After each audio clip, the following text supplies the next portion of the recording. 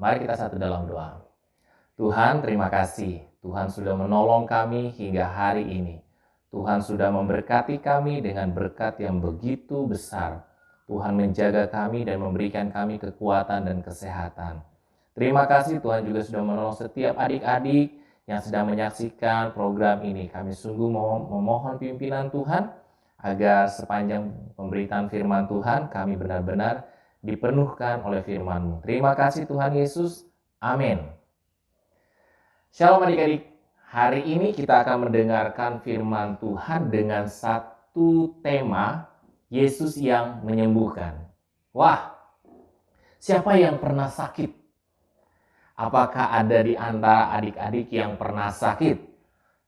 Yang kecil-kecil, anak-anak Madya, Pratama, JTWJ, remaja, dan yang balita semua apakah pernah sakit? Aduh, kalau Kabob juga yang besar badan ini pun pernah sakit. Dan setiap kita pernah merasakan sakit. Apakah sakit itu menyenangkan? Waduh, tentu tidak menyenangkan. Dan hari ini kita akan belajar firman Tuhan tentang Yesus yang menyembuhkan.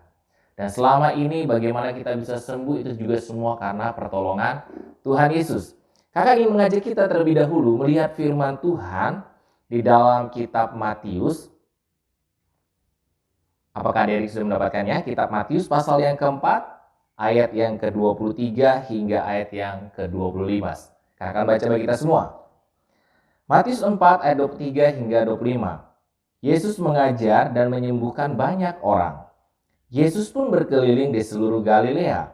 Ia mengajar dalam rumah-rumah ibadat dan memberitakan Injil Kerajaan Allah serta melenyapkan segala penyakit dan kelemahan di antara bangsa itu. Maka tersiarlah berita tentang dia di seluruh Syria, dan dibawalah kepadanya semua orang yang buruk keadaannya, yang menderita berbagai penyakit dan sengsara, yang kerasukan, yang sakit ayan, dan yang lumpuh. Lalu Yesus menyembuhkan mereka. Maka orang banyak berbondong-bondong mengikuti dia. Mereka datang dari Galilea dan dari Dekapolis, dari Yerusalem dan dari Yudea dan dari seberang Yordan. Wah, kalau kita melihat cerita firman Tuhan ini, sungguh luar biasa dikatakan firman Tuhan, serta melenyapkan segala penyakit dan kelemahan di antara bangsa itu. Wah, penyakit apa saja yang Tuhan Yesus bisa sembuhkan? Apakah penyakit batuk Tuhan bisa sembuhkan? Wah, ya Tuhan bisa sembuhkan. Apakah sakit apalagi adik-adik yang pernah sakit ya? Waduh kak, kalau kakak saya sakit perut Tuhan Yesus bisa sembuhkan? Bisa. Kalau firman Tuhan menjelaskan berbagai macam penyakit yang membuat orang sengsara. Kakak akan memperlihatkan beberapa gambar yang bercerita tentang bagaimana Tuhan Yesus menyembuhkan. Yang pertama ada satu kisah bagaimana Tuhan Yesus menyembuhkan mertuanya Petrus. Mertuanya Petrus ya ini. Bisa dilihat? Ya, ini Tuhan Yesus sedang menyembuhkan mertua Petrus yang sedang sakit. Dan apa yang terjadi dengan mereka? Wah, ibunya disembuhkan oleh Tuhan. Ini waktu mertuanya Petrus sakit. Lalu ada orang yang buta. Aduh, orang buta juga. Nah, bisa lihat? Nah, dia disembuhkan. Matanya Tuhan Yesus pegang ya. Dan apa yang terjadi? Dia disembuhkan oleh Tuhan. Lalu ada orang bukan hanya buta, tetapi juga dia tuli. Nah, bisa dilihat? Wah, lebih jelas lagi. Dan ini gambaran anak-anak yang Tuhan Yesus sembuhkan. Ada yang buta, ada yang tuli. Kalau mertuanya Petrus itu sakit demam. Ada orang yang lumpuh juga Tuhan Yesus sembuhkan. Dan begitu banyak hal yang Tuhan sudah kerjakan dalam menyembuhkan orang-orang yang sakit. Luar biasa sekali Tuhan Yesus. Kakak pernah bercerita tentang bagaimana Tuhan Yesus disalibkan. Apa yang terjadi di sana? Tuhan Yesus terluka. Ya, tangannya terluka di sana. Darah tercurah. Dia telah berkorban bagi kita semua. Semua penderitaan kita, semua sakit penyakit kita ditanggungnya. Dan itulah hal yang luar biasa yang bisa kita alami hingga hari ini. Lalu pertanyaannya kak, bagaimana kita dapat disembuhkan oleh Tuhan? Ada sebuah kisah dalam firman Tuhan, ada orang yang mempertanyakan tentang apakah saya bisa disembuhkan. Kakak baca ya, dalam Markus pasal yang ke-9, kakak mulai dari ayat yang ke-22 hingga ayat yang ke-24. Markus pasal 9 ayat 22, 23, dan 24. Kakak baca bagi kita semua. Dan seringkali roh itu menyeretnya ke dalam api ataupun ke dalam air untuk membinasakannya.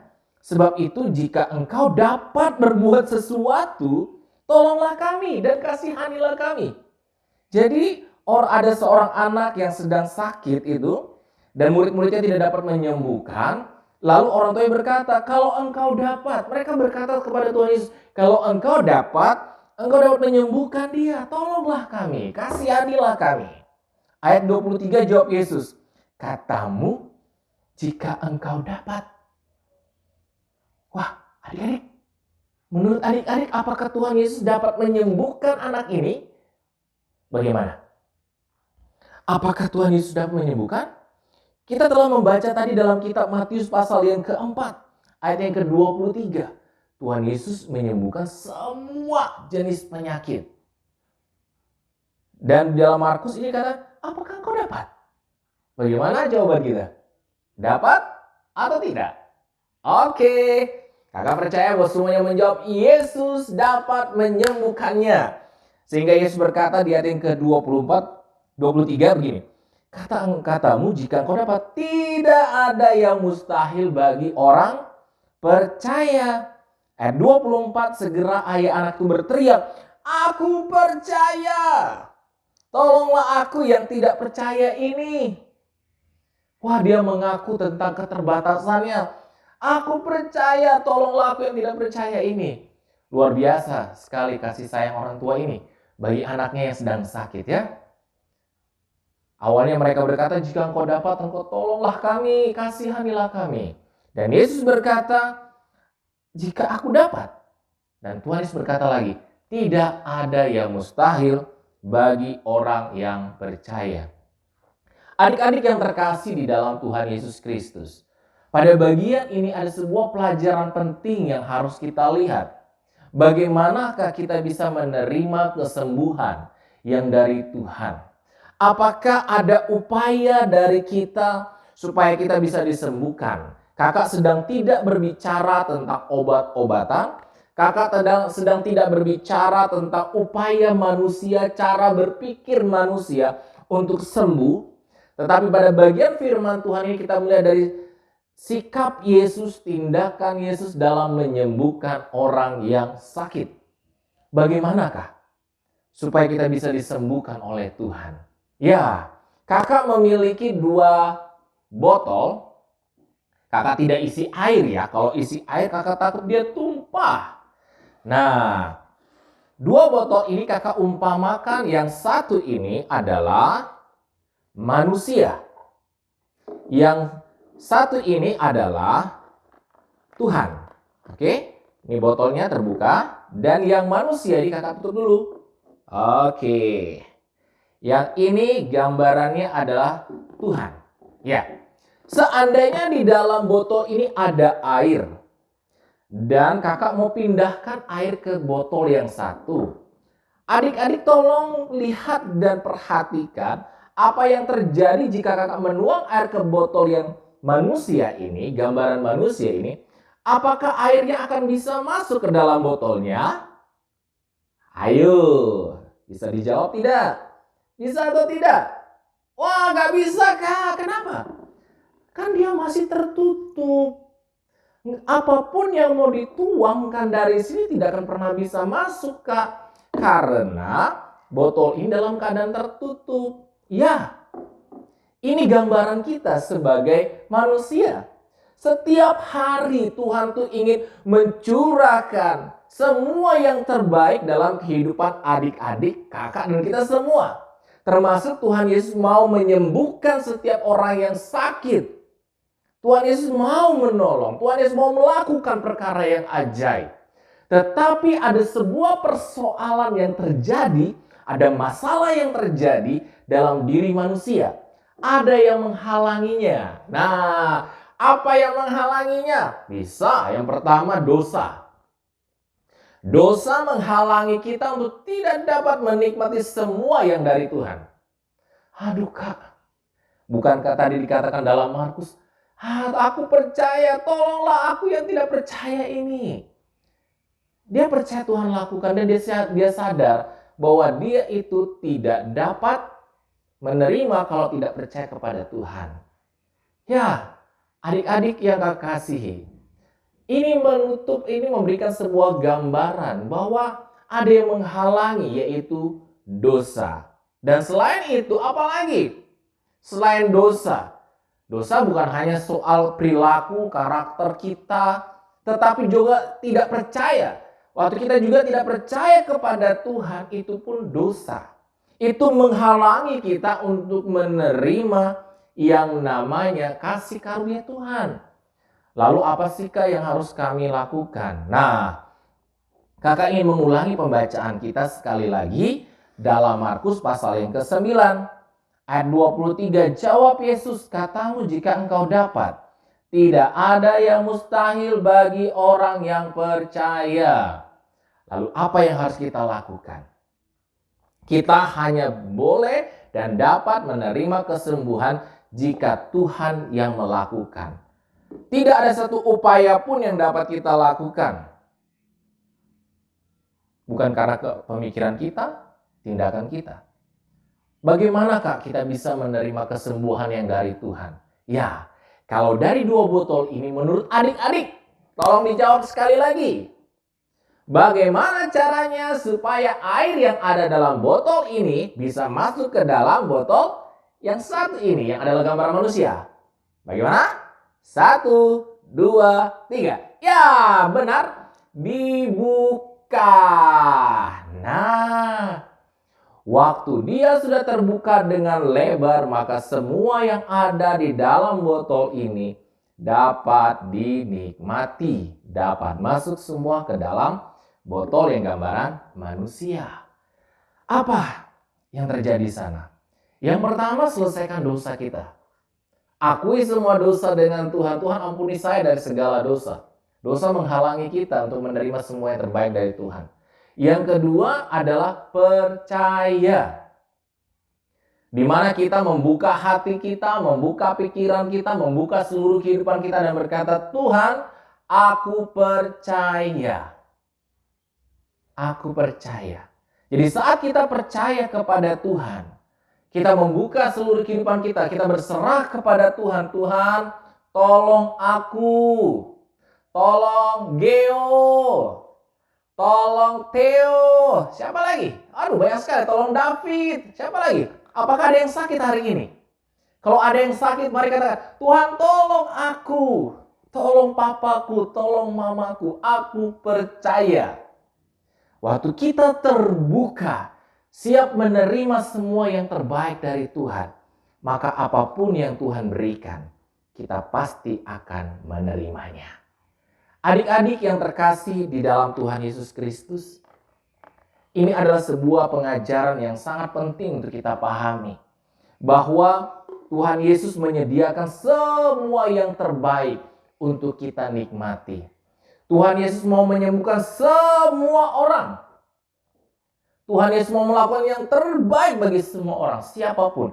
Anak-anak, remaja, pemuda, orang tua, atau siapapun. Tuhan Yesus mau tolong. Oleh karena itu penting bagi kita untuk menyelidiki, untuk melihat kehidupan kita. Bagaimana kita dengan Tuhan. Kita harus mengakui dosa kita. Jika kita mengaku dosa kita, maka Ia adalah setia dan adil. Dia akan mengampuni segala dosa kita dan menyucikan kita dari segala kejahatan. Setelah kita disucikan, kita dibenarkan, kita memiliki kesempatan untuk menerima semua yang terbaik dari Tuhan. Apakah ada yang harus kita lakukan? Tidak sebenarnya. Untuk menerima semua keselamatan, menerima kesembuhan, tidak ada yang perlu kita lakukan selain kita percaya. Membuka hati, membuka pikiran, membuka seluruh kehidupan kita dan berkata, Tuhan, hanya Engkau yang dapat menolongku. Baik adik-adik, biarlah kiranya apa yang terjadi di dalam Alkitab saat Tuhan Yesus menyembuhkan orang yang buta dan yang tuli, Seperti ini, kakak sekali lagi memperlihatkannya. Waktu Tuhan Yesus menyembuhkan orang tuanya Petrus, mertuanya Petrus, ya, biarlah itu pun terjadi dalam kehidupan kita. Karena apapun yang dikatakan oleh firman Tuhan, ya dan amin. Artinya apa? Itu dapat terjadi dalam kehidupan kita saat ini seperti waktu terjadi dalam firman Tuhan. Baik adik-adik yang terkasih, kakak ingin mengajak kita semua berdoa. Jika ada di antara kita dalam keadaan sakit pada hari ini, kita sangat percaya bahwa Yesus mampu menyembuhkan kita. Mari kita satu di dalam doa. Tuhan Yesus, terima kasih. Kami mau bersyukur kepada Tuhan. Karena Tuhan begitu sangat baik kepada kami. Hari ini kami belajar tentang Yesus yang menyembuhkan. Kami sangat percaya bahwa Yesus mampu menyembuhkan segala macam penyakit. Karena Ia adalah Tuhan. Bukan karena kuat dan gagah kami, bukan karena kehebatan kami, tetapi semua karena Yesus. Hari ini Tuhan, hamba berdoa bagi setiap adik-adik, kakak-kakak, dan juga orang tua yang sedang menyaksikan program ini. Biarlah Tuhan menolong dan memberkati, memberikan pertolongan. Dalam nama Yesus, Tuhan menyembuhkan semua tubuh yang sakit dengan pertolongan yang sempurna daripada Tuhan. Terima kasih Tuhan, kami sangat bersyukur untuk hari ini, untuk firman Tuhan yang sudah kami dengar bersama. Di dalam nama Yesus Kristus, kami sudah berdoa. Amin. Shalom adik-adik, biarlah kiranya kebenaran firman Tuhan ini menolong kita memahami tentang siapa Tuhan Yesus bagi kita. Dia adalah Tuhan Yesus yang menyelamatkan. Dia adalah Tuhan Yesus yang menguduskan. Dan hari ini kita belajar, Dia adalah Tuhan Yesus yang menyembuhkan. Tuhan Yesus memberkati. Shalom.